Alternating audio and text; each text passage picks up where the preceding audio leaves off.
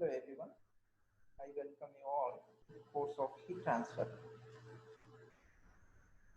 In today's session, we will discuss couple of problems on parallel flow as well as counter flow heat exchangers.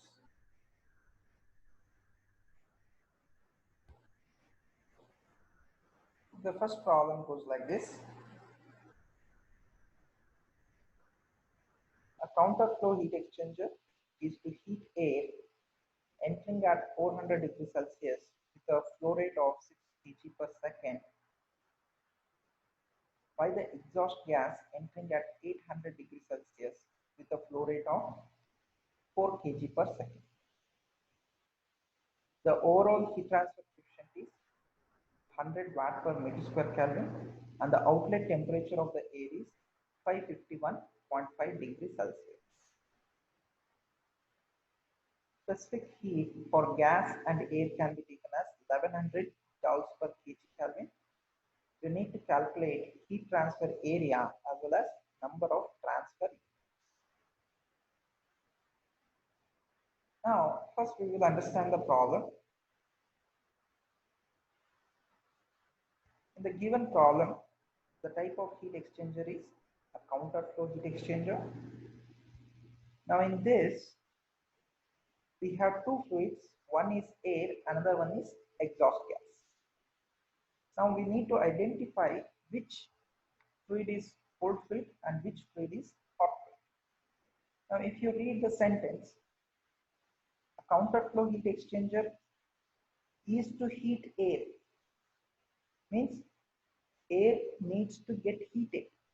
It means air is a cold fluid.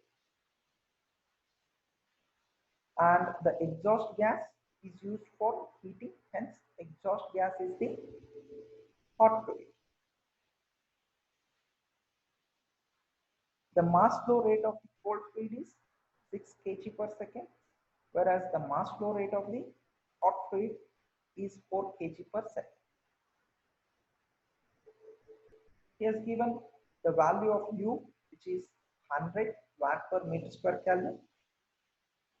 He has given the outlet temperature of the air. It means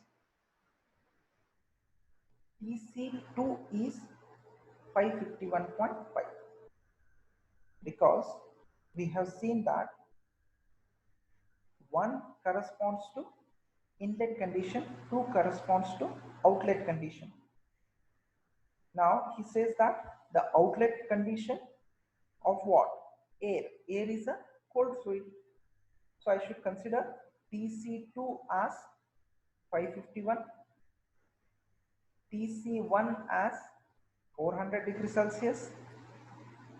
This is TH1 as 800 degrees Celsius because it is entry condition of what? The exhaust gas. Exhaust gas is a hot fluid. So T suffix H, this is entry condition, hence 1.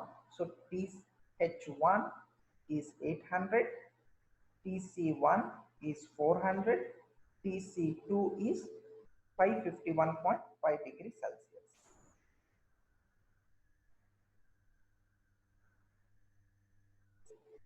Now if you see,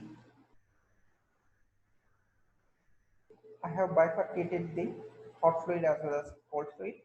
The hot fluid is exhaust gas and the cold fluid is air. TH suffix I have given inlet condition 800 degrees Celsius.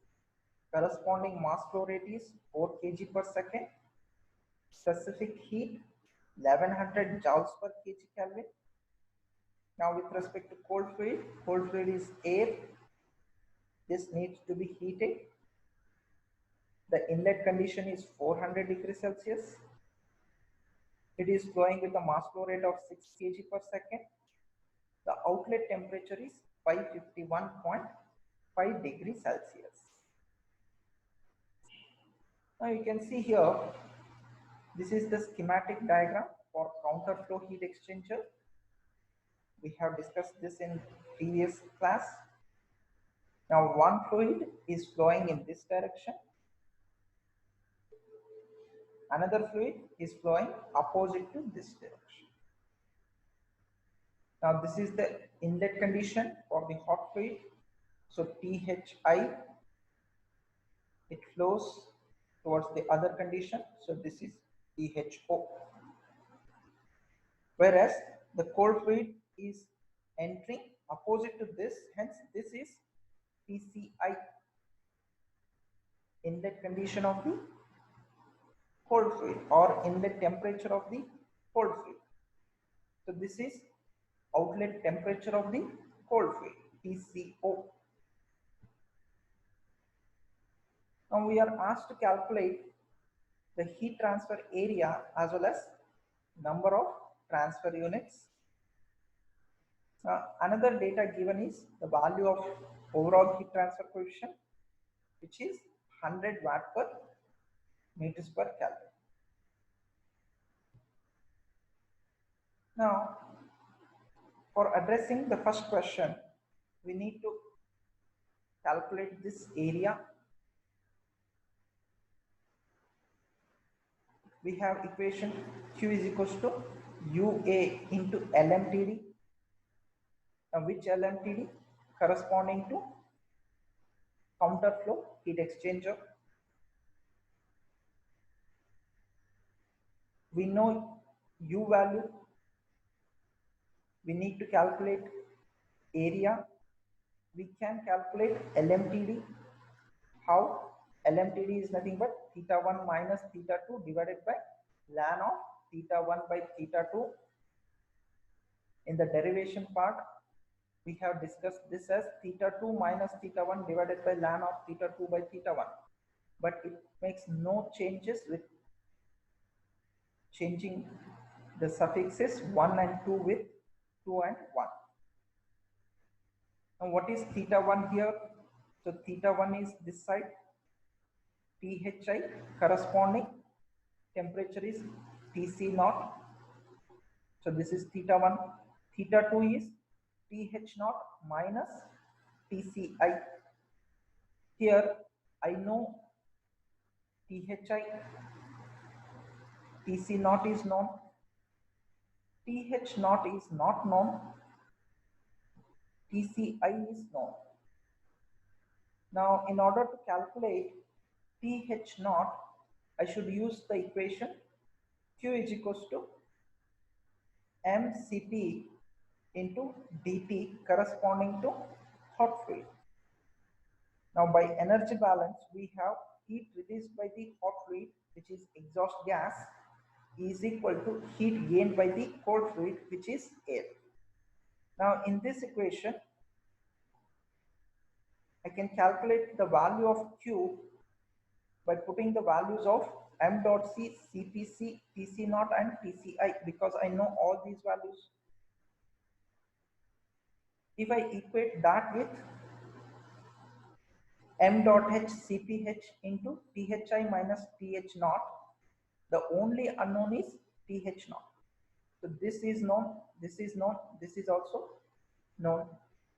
So if you calculate, TH naught will be 572.5 degrees Celsius. Now TH naught is known to us. We can also calculate Q value either by this equation or by this equation. We will be getting the same value. Q is equals to m dot h into Cp of h, THI minus TH naught.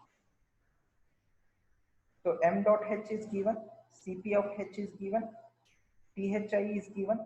You calculated TH naught. So you will be getting 1001 kilowatt.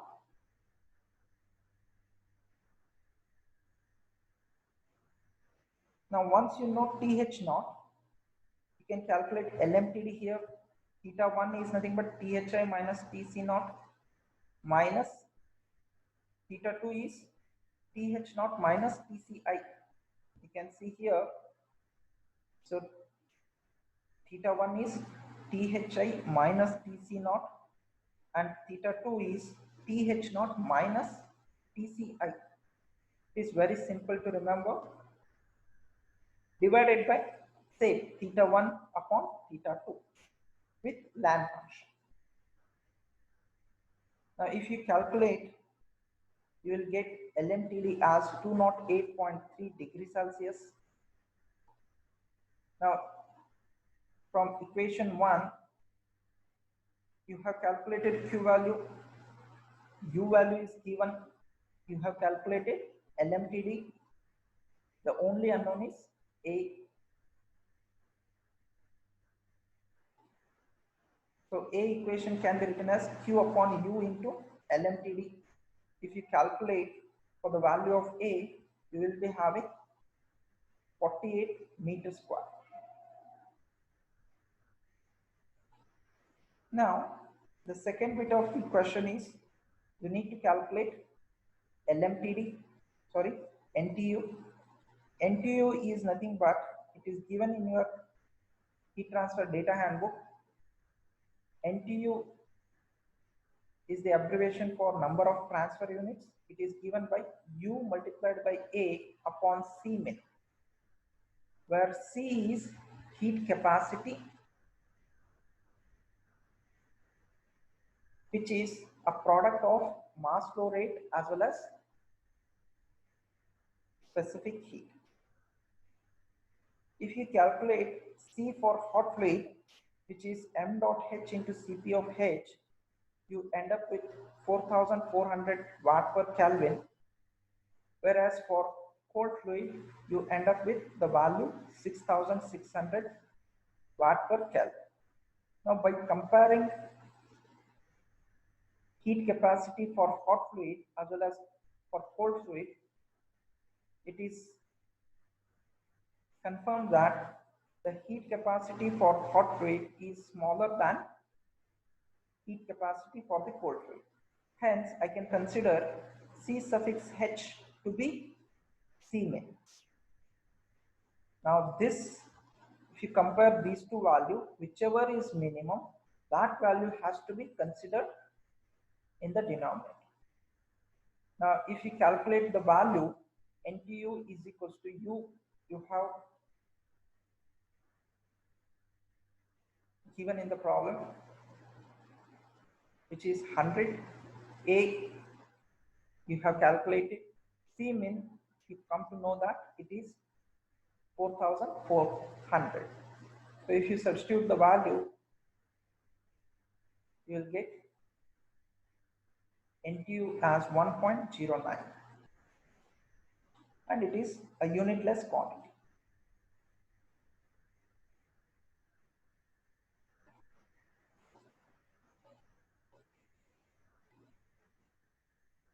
Now we will consider another problem on parallel flow heat exchanger. Here, the problem statement goes like this.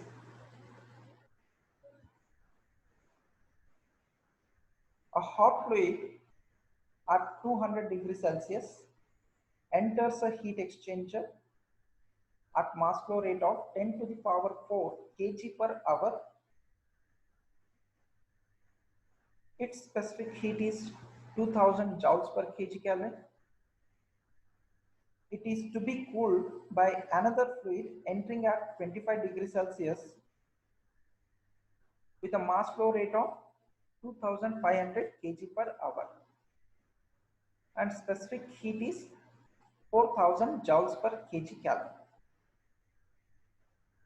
Area of the heat exchanger is given as 20 meters square, and the value of U is given as 250 watt per meter square Kelvin. You need to find the exit temperature of the hot fluid when the fluids are in parallel flow. Now let us understand the problem. Now in this problem, he has directly given a hot fluid at 200 degrees Celsius, means the inlet temperature of the hot fluid is 200 degrees Celsius. So I can consider this as THI, inlet condition, and the mass flow rate is given as 10 to the power 4 kg per hour. Now you should convert this unit in terms of kg per second. You need to divide by 3600. Then you will be having mass flow rate in terms of kg per second.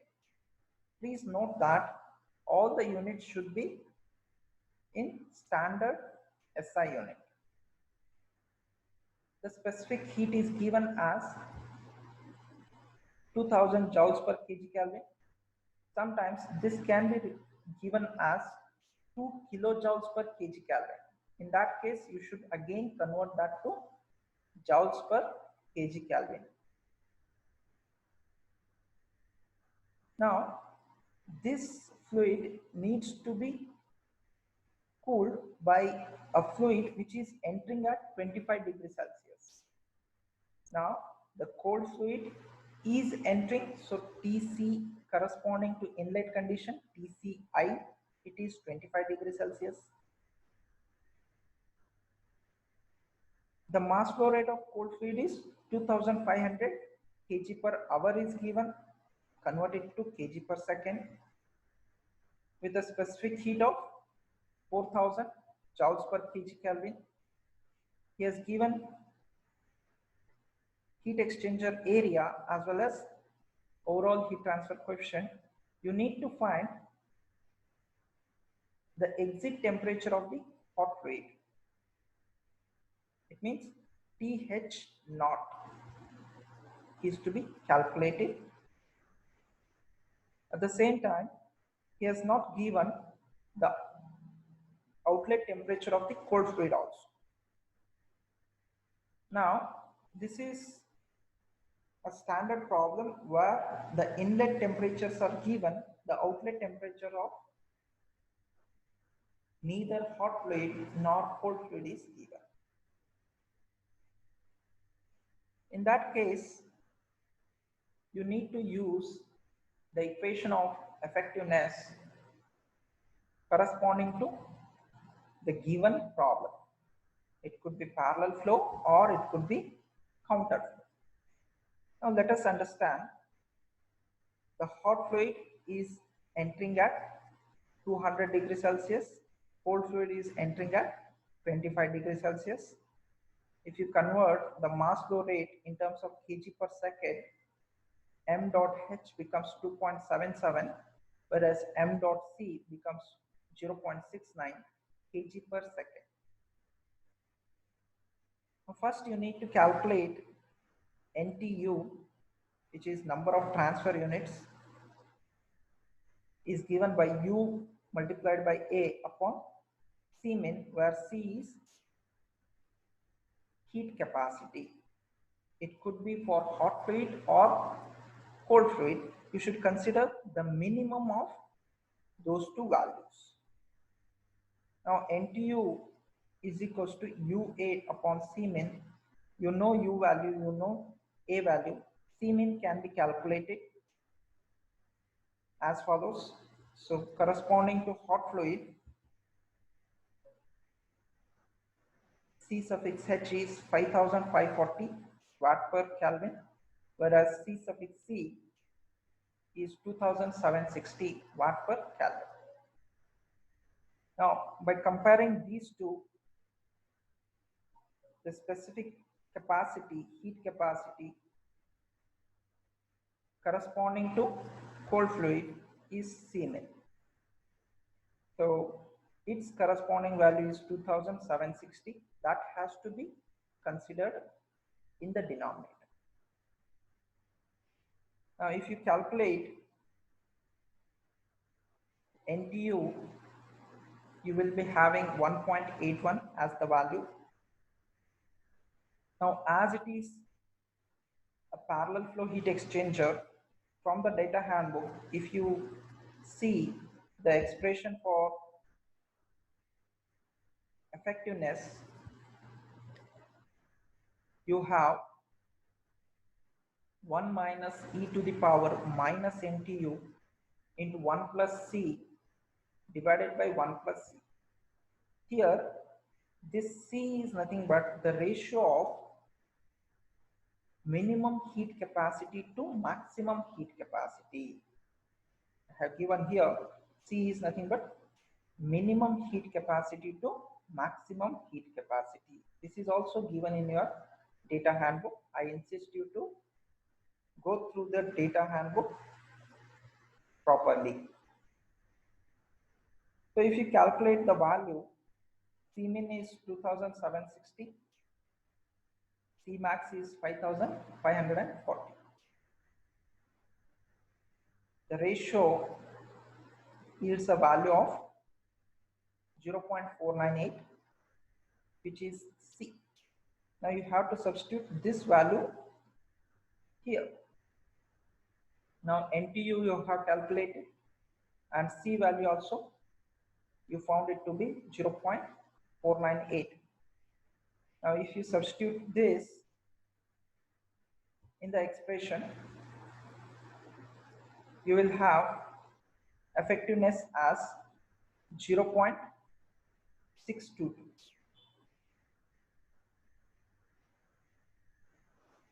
Now we can equate this with another expression which is based on the definition of effectiveness, as effectiveness is nothing but actual heat transfer from the heat exchanger to the maximum heat transfer out of the heat exchanger. So this Cmin into Thi minus Tci gives you the maximum heat transfer. This is the actual heat transfer.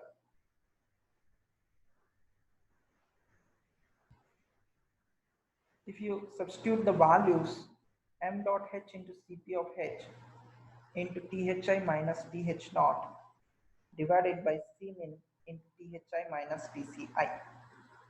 Remember, all the time this maximum heat transfer is equal to Cmin into Thi minus Tci. This expression can also have one more form as effectiveness equals to m dot C into Cpc into Tc naught minus Tci. In case if you need to calculate the outlet temperature of the cold fluid, that can also be done. Now here, if you substitute the values, you found effectiveness as 0.622 is equals to, so this value is 5540. You know this value, which is 200. You need to calculate the outlet temperature of the hot fluid. You know Cmin value. You know inlet temperature of the hot fluid. You know inlet temperature of the cold fluid. So if you calculate, you'll end up with a value 145.79 degrees Celsius. In the same question, one more bit can be added, as you need to calculate the outlet temperature of the cold fluid also. In that case, you need to replace the numerator by m dot C into Cpc into Tc naught minus Tci. The denominator remains the same. Now here Tc naught is the unknown temperature, Tci is known. You can easily calculate the outlet temperature of the cold fluid. Remember, whenever the outlet temperatures are not given, make use of the expression for effectiveness as well as NTU. We can also solve the same problem using graphs that we will discuss in next class. Using graphs also we can arrive at the value of effectiveness. There could be little error compared to the numerical value, but it is approximately same. With this, I will stop here. Next class, we will discuss some more problems related to heat exchanger. Thank you.